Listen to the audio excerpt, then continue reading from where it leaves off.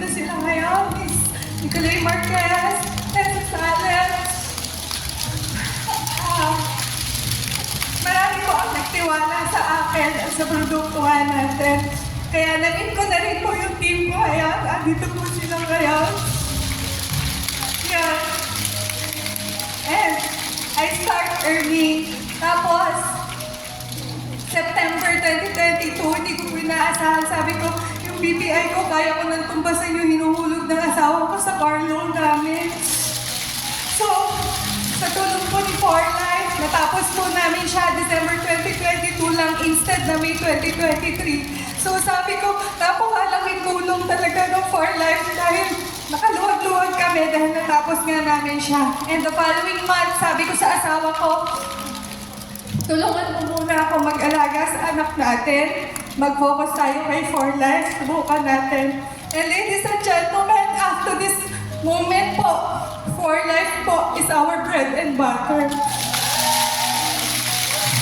And all the expenses, lalo-lalo na yung pangangailangan ng anak ko, especially the supplements, kaya-kaya na po namin i-provide. Wala na pong utang-utang. And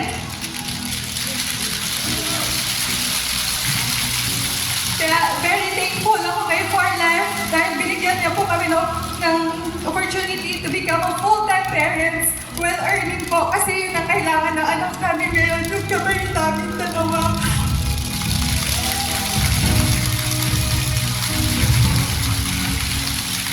At lahat po kami pamilya nakasupplement na rin po ngayon. Hindi na namin yung pinaghihirapan pa para makuha kasi dahil kay For Life nakukuha na po namin para sa buong pamilya.